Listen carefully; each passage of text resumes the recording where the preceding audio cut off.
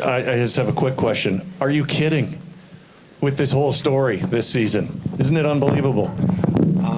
Yeah, I would, it's just, if anybody knew everything that, we went through as a family and I went through in my life to get to this moment, I think it's just, you would see that as just a testament of God and his timing and his faith and everything he gave me and my family to be able to keep fighting through all this and fighting through the tough times and the challenges and ups and downs she obviously wants the microphone. Hi, Ryan. But yeah, it's special, I wouldn't believe it, and I don't think anybody else would either. Nick, I'm just wondering, when the season began, did you ever imagine you'd be sitting up here celebrating something like this and being in this moment? I never quite doubted that we would get here as a team and that we'd be celebrating this moment as a team. Didn't know I would be front and center with this opportunity to help the team win in this way. I knew how much value that I could bring to a team in any role that I was given, and I embraced that and embraced the ability to just add, as a backup and add things for the receivers and for the O-line and communication in the quarterback room.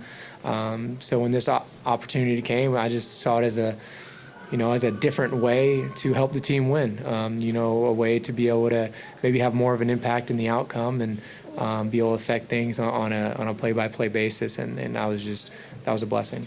I guess, what would you say to some of the people out there that thought this week that maybe you wouldn't be able to get the job done out there tonight?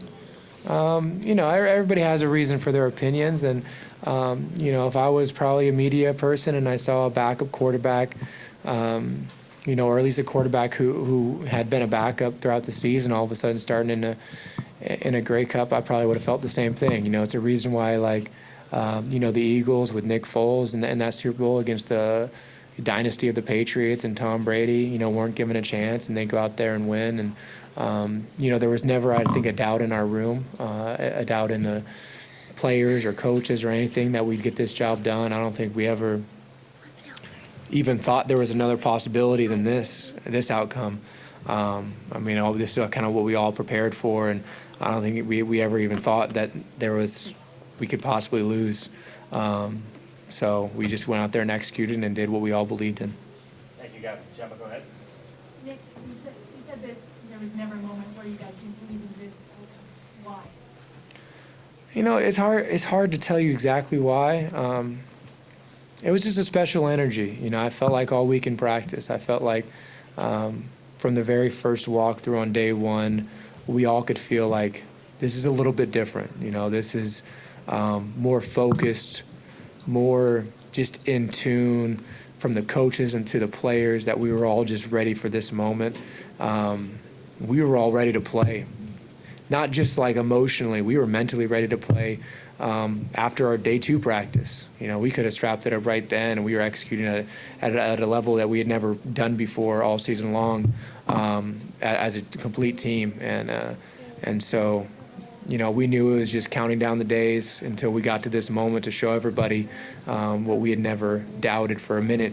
I think if anybody had been out there in practice, been in our film room, been in our dinners that quarterbacks and receivers had, nobody would have ever betted against us. Dejon, one for you. I'm wondering if you can walk us through the big play at the end there, with your big play, and what does today's performance say about your season as a whole?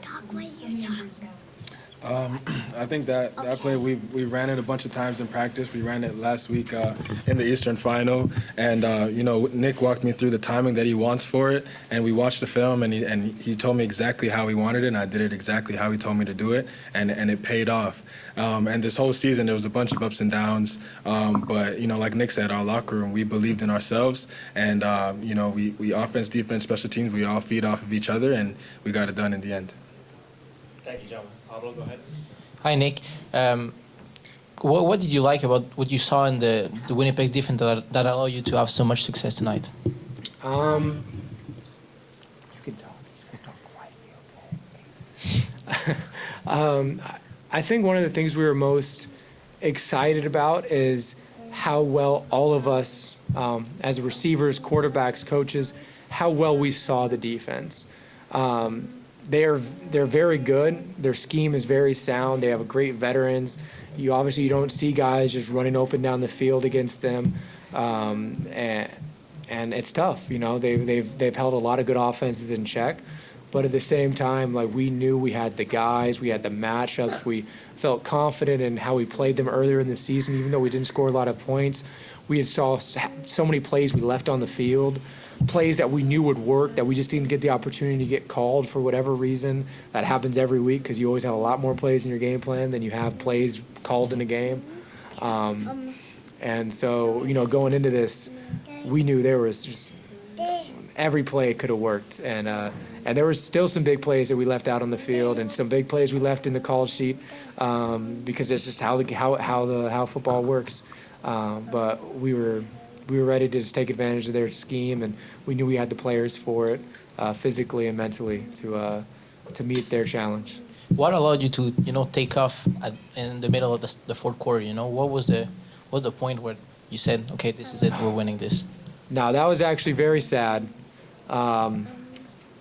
because D Money was wide open, and I missed him in my read, and it was a play that me and the other quarterbacks had seen in film from a Hamilton game, and we brought it up to Dinwiddie. We kind of worked on designing it on an index card during a meeting, like on day 2, and we were like, hey, we have to get this in. And then we talked in meetings with Dinwiddie. We were like, if any play gets called, it has to be this one. Like, we have to get this play called at some point. And I showed D-Money on film yesterday evening. Hey, showed him the clip that Hamilton ran and showed him how we did it in practice. I'm like, hey, this is what's going to happen. This is what we're doing a little different than Hamilton to make this work even more. And you're going to be wide open. I'm going to hit you and you're going to run. And then we got it called and he got open and I didn't see him. And I took off and ran. And then I saw it on film and I felt so bad for him because he probably could have scored. But I told him, at least we got to run another 3 or 4 plays and get some more time off the clock before actually scoring another touchdown. So it all worked out, but I feel bad for D-Money. Took away a touchdown for him. Thank you, Pablo. Daryl, go ahead. Are those anti-champagne goggles? These are anti-celebratory goggles. Can I talk when everyone talks? Starting with Chad's suspension at the beginning of the year, you guys were in the spotlight for a lot of things that you probably didn't want to be in the spotlight about. Then he gets hurt.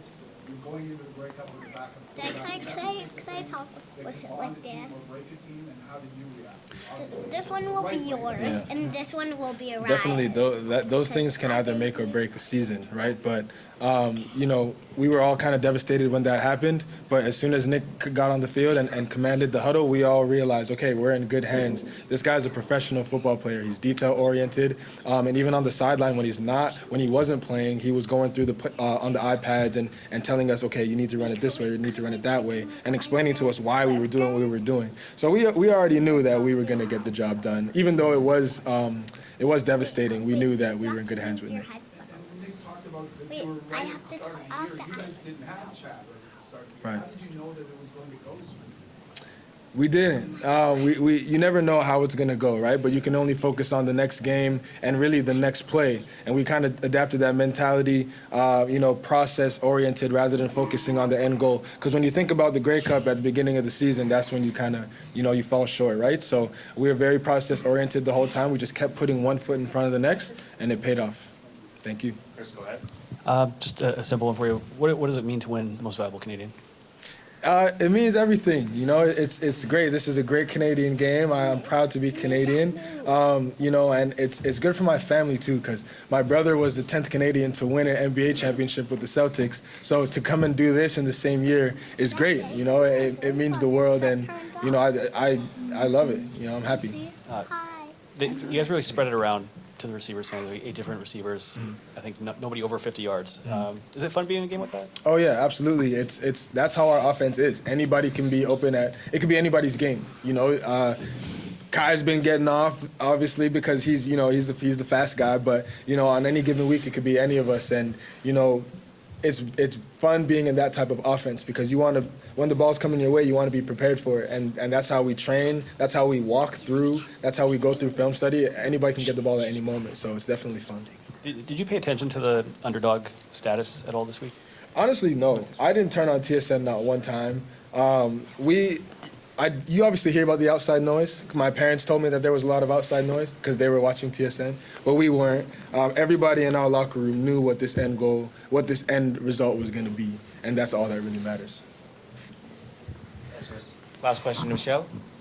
Nick, with his family here, I'm curious at what point, was there a point earlier this week where you had to sit down with the girls and say, okay, Dad's got a new job this week, he's taking over, he's in charge, and now to have them here, do those have it sunk in with them what Dad did tonight? Elliot, do you know what Daddy did tonight?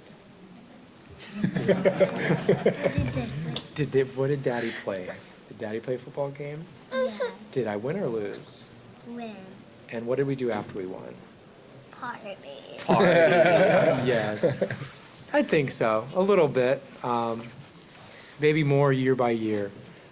Maybe not so much this one, remembering this, but luckily there's a lot of pictures and videos nowadays to remind it. You know, Aaliyah was in her first press conference 2 years ago, and surprisingly, when I told her this is a press conference, and she was like, "What's a press conference?" And I told her, you know, we sit down in front of microphones and people ask us questions. She was like, "Oh, why you did that once before when I was a toddler?" So, you know, it's crazy the things they do remember and the things that shape them as they grow up. You know, you might not remember some of these moments when you're 30 of the things you did when you're 4, but when you're 5 or 6, you kind of do remember the things you did when you were 3 or 4. And then when you're 8, you remember those things. And when you make decisions and choices in life and you start dreaming and you have goals that you set for yourself as a little child, you remember the things that shape those goals.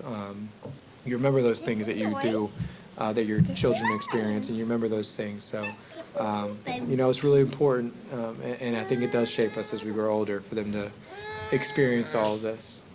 Great way to end it. Ladies and gentlemen, your most valuable Canadian, your most valuable player. Gentlemen, congratulations and thank you. Who would have thought? Come on, man. You kicked that ball up in the air against Hamilton 3 years ago. Hey, the debt is paid. All right. Ryan, did Nick Arbuckle exceed your expectations? No, not really. I thought he was right on point what we expected. Managed the football game. You know, made the right throws. I even missed a few throws he wished he could have back. Obviously, the pick, we were trying to take a shot to Coxie. You know, Coxie should have went outside. Nick thought that, because we always say, Cox, just escape on the outside. At the very least, we can back shoulder you. But, yeah, he played pretty well. Does this mean, you know, don't need Chad Kelly? Oh, we absolutely need Chad Kelly. I FaceTime Chad afterwards, you know. He's the best quarterback in the league, and I don't think it's even close. You know, he makes us a different offense. We're very explosive, but you know, not to take anything away from Nick. Nick played great, but Chad's our franchise guy, and you know, really appreciate him and everything he had to deal with this year and how he battled through. Thank you, Ryan. Coach, talking to Dejon Brissett, he said that you guys never felt like underdogs heading into this game. No, we didn't. I mean, you should have seen the vibe all week. Thought a lot of focus, and it kind of been the last 6 weeks, right? So when we beat BC here, I told those guys I taped a toonie on the top of my locker. I said, I'll come get it. You know, at the end of the year, we're playing in this game, guys. We're going to play in this game. And you look at our last little bit, I don't think anybody was doubting in our locker room that we feel we're the best team in the league. Did you get the tuning? I got it. Yeah, I got it. Where's it going? Probably going to be in my trophy case to go along with my Grey Cup ring. Talk to me about Brissett, not only his play today, but what you've seen of him this entire year. Yeah, and then I told him in warm-ups, you know, he's my first draft pick. You know, how proud I am of him and his growth. You know, he proved me right.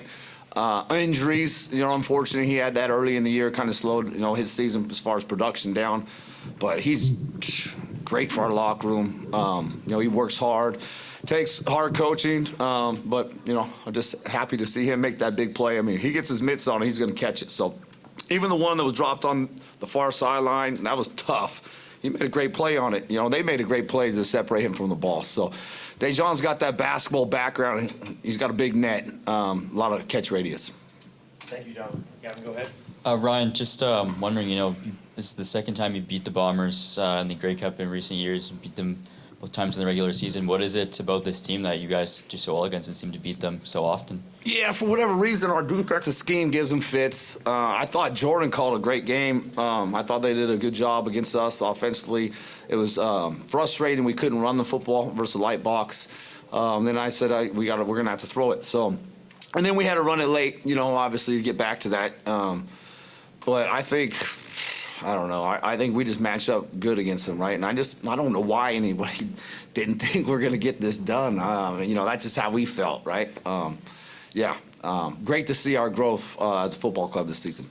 And a lot of talk this week about, if the Bombers had won this game, it was maybe going to cement them as a dynasty, but this is the second Grey Cup now for your team in a short span here. Are you hoping that maybe the conversation expands that the Argonauts are also in the makings of a dynasty here as well? Yeah, I hope so. I think, some of the free agents that are coming up in free agency, obviously I got to get some work done with those guys as far as getting the contracts done.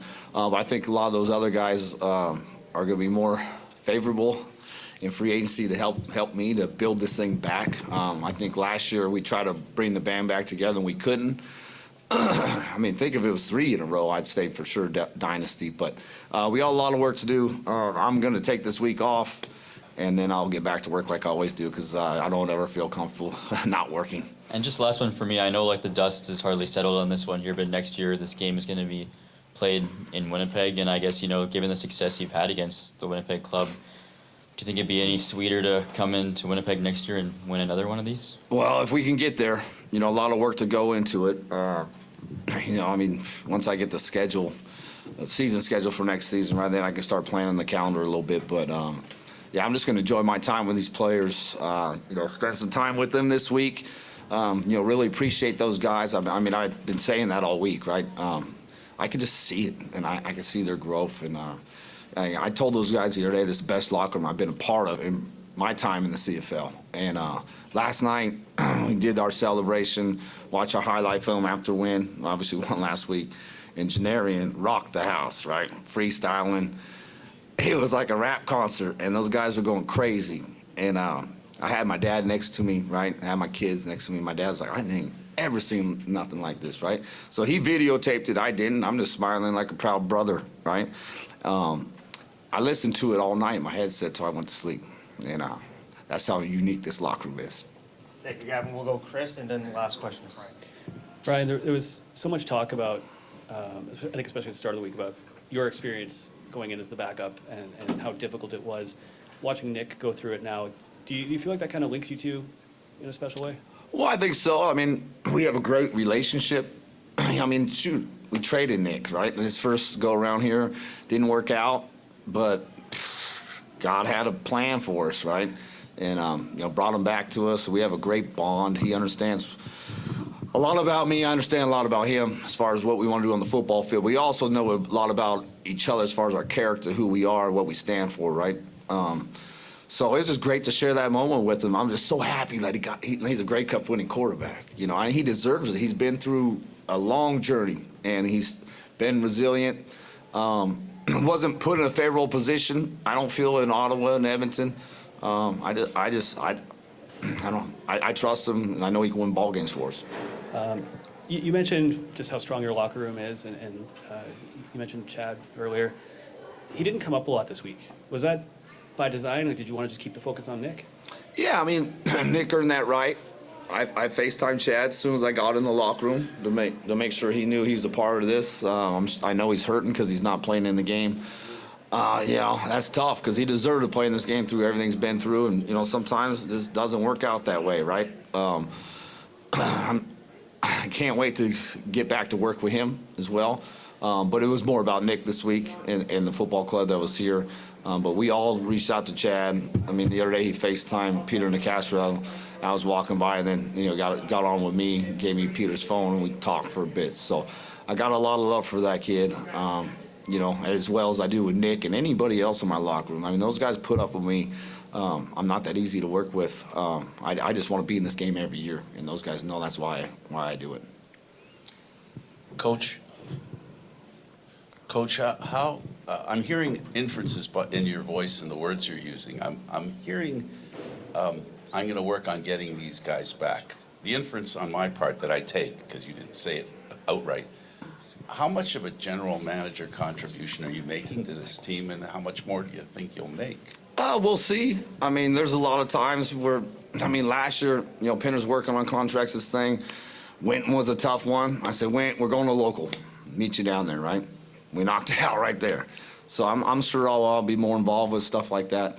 You know, and, you know, those guys already know who I want them all back. If we can bring them all back, great. Now they got to go on a job in training camp next year too, right? So that's just part of professional sports. But I would love to have everybody back. Yeah, I mean, what a year. I really appreciate those guys. Quick one, Paul. Ryan, their quarterback gets a bloodied finger, gets stitches, painkiller shot. How surprised are you didn't get more Brady in the run game after that? Yeah, well, you know, that's what I was watching Zach throw on the side, right? I'm like, he can't throw. Let's keep this in front of us, you know. So it was a one-score game at that stage, right? So that's what we kind of anticipated. Maybe they're getting some more zone read, and if we did squeeze, then they'd get Zach in space with an easy throw. But yeah, I was like, guys, just, I mean, he's very limited. I think Zach's a great quarterback, one of the best. I mean, he's a Hall of Famer. He is. He carries his organization, but at the same stage, I said, you know, he's beat up. He's going to play through it because Zach's a tough guy. He's a competitor. But I once that happened, I felt like we had it.